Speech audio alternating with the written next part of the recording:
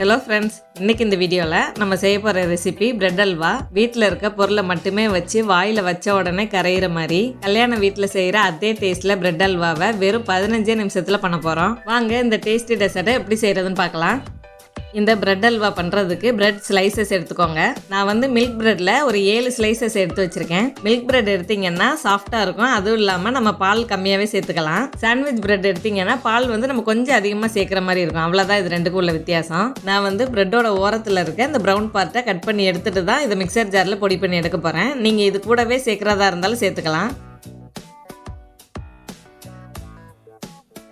நான் எடுத்து வச்சுருந்த பிரெட் ஸ்லைசஸ் 7லையுமே நான் அந்த ப்ரௌன் பார்ட்டை கட் பண்ணி எடுத்து வச்சுருக்கேன். நீங்கள் ப்ரெட்டை முழுசாகவே போடுறதா இருந்தாலும் நீங்கள் போட்டுக்கலாம். ப்ரெட்டை வந்து இப்போ துண்டு துண்டாக 2-3 கட் பண்ணி எடுத்துக்கலாம். இதை வந்து நம்ம சின்ன சின்னதாக இந்த மாதிரி நறுக்கி எடுத்து ஜாரில் சேர்த்தோம்னா அரைக்கும் போது ரொம்ப ஈஸியாக இருக்கும். அதனால தான் இந்த மாதிரி நம்ம கட் பண்ணி சேர்க்குறது. இப்போ வெட்டி வச்ச பிரெட் துண்டு எல்லாத்தையுமே மிக்சர் ஜாரில் சேர்த்துக்கோங்க.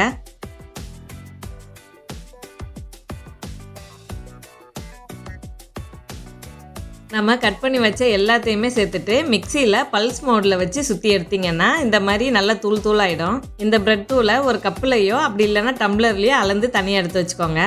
பிரெட் அல்வா பண்ணுறதுக்கு ஒரு அடிகனமான ஒரு கடாய் அப்படி இல்லைன்னா பேன் எடுத்துக்கோங்க. ஃப்ளேமை மீடியம்லேயே வச்சு நெய் சேர்த்துக்கோங்க. நான் வந்து ஒரு 3 ஸ்பூன் அளவுக்கு மட்டும்தான் நெய் சேர்த்துருக்கேன்.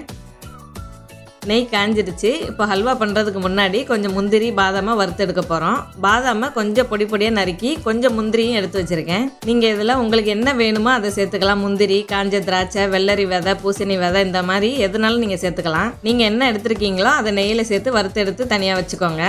நான் பாதாமும் முந்திரியும் சேர்த்துருந்தனால அதை பொன்னிறமாக வர அளவுக்கு மட்டும் வறுத்து எடுத்துருக்கேன். இதை எடுத்து வச்சுட்டு அதே நெய்யில் நம்ம முன்னாடியே பொடி பண்ணி வச்சுருந்தோம் இல்லையா பிரெட் தூளை, அதை சேர்த்துடலாம். எல்லாத்தையுமே சேர்த்துருங்க.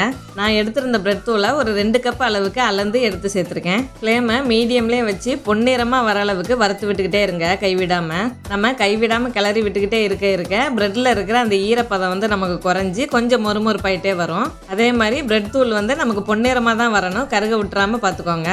பிரெட் தூள் வந்து பொன்னிறமாக இருந்தால் தான் நமக்கு அந்த பிரெட் அல்வாவோட கலர் வந்து நல்லா கிடைக்கும். வறுக்கும் போதே இந்த மாதிரி சின்ன சின்ன கட்டி இருந்தாலும் உடச்சி விட்டு வறுத்து விடுங்க. பிரெட் தூள் வந்து மொறுமொறுப்பாக ஆகும்போது அதுவே நமக்கு கொஞ்சம் கொஞ்சமாக உதிர்ந்துடும். நான் வந்து ஒரு 4-5 நிமிஷத்துக்கிட்ட இந்த பிரெட் தூளை வறுத்து எடுத்திருக்கேன். இந்த அளவுக்கு நல்ல பொன்னிறமாக வந்திருக்கு. இதை விட இன்னும் கொஞ்சம் டார்க்காக வேணும்னா கூட நீங்கள் வறுத்து விட்டுக்கலாம். ஆனால் கொஞ்சம் கருக விடாமல் மட்டும் பார்த்து எடுத்துக்கோங்க.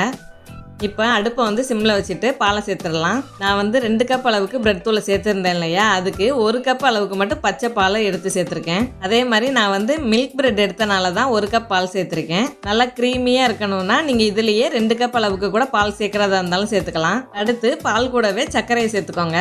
சர்க்கரை வந்து 2 கப்பு பிரெட்டு தூளுக்கு 1 கப் பாலுக்கு நான் அளந்த அதே கப்பில் 3/4 கப் அளவுக்கு சர்க்கரை எடுத்து சேர்த்துருக்கேன். இதுலேயே நீங்கள் சர்க்கரை சேர்த்துட்டு இனிப்பு இல்லாத கோவா சேர்க்குறதா இருந்தாலும் சேர்த்துக்கலாம். அப்படி இல்லைன்னா இன்னும் நல்லா ரிச் டேஸ்ட்டாக இருக்கணும்னா கண்டென்ஸ்ட் மில்க் கூட நீங்கள் சேர்க்குறதா இருந்தாலும் சேர்த்துக்கலாம். பிரெட் அல்வாவை பொறுத்த வரைக்கும் நம்ம பால் பொருளை சேர்க்க நல்லா க்ரீமியாக நல்ல டேஸ்ட்டு கூடிகிட்டே தான் இருக்கும். ஆனால் நான் இன்றைக்கி வீட்டில் இருக்க பொருளை மட்டுமே வச்சு சட்டுன்னு செய்கிற மாதிரி காமிக்கிறனால இருக்கிற பொருளை மட்டுமே சேர்த்துருக்கேன். இதில் பால் சர்க்கரை சேர்த்துட்டு நம்ம கலந்து விட்டுட்டே இருக்கும்போது கொஞ்சம் கொஞ்சமாக கெட்டியாகிட்டே இருக்கும். இந்த மாதிரி ஓரளவுக்கு இந்த மாதிரி கெட்டியாக வரும்போது கொஞ்சம் கொஞ்சமாக மட்டும் நெய் சேர்த்து கலந்து விட்டுக்கிட்டே வாங்க. நம்ம கொஞ்சம் கொஞ்சமாக நெய் சேர்த்து கிளற நல்லா சுண்டி வந்துக்கிட்டே இருக்கும். இந்த அளவுக்கு கொஞ்சம் தளன்னு வரும்போது பாலில் ஊற வச்ச குங்குமப்பூவை சேர்த்துடலாம். நான் முன்னாடியே குங்குமப்பூவை பாலில் ஊற வச்சுருந்தேன், அதை சேர்த்துருக்கேன். கொஞ்சம் கலருக்கும் டேஸ்ட்டுக்காக தான் நான் இதை சேர்த்துருக்கேன். இது வந்து ஆப்ஷனல் தான், உங்களுக்கு விருப்பம் இருந்தால் மட்டும் சேர்த்துக்கோங்க. இந்த பாலை சேர்த்ததுக்கப்புறம் ஒரு தடவை நல்லா கலந்து விட்டுக்கோங்க.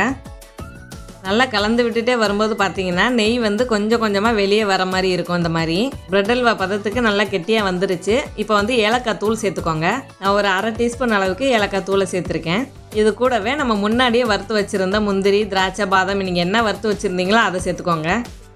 இப்போ இதை ஒரு 1 நிமிஷத்துக்கு நல்லா கலந்து விட்டுக்கலாம்.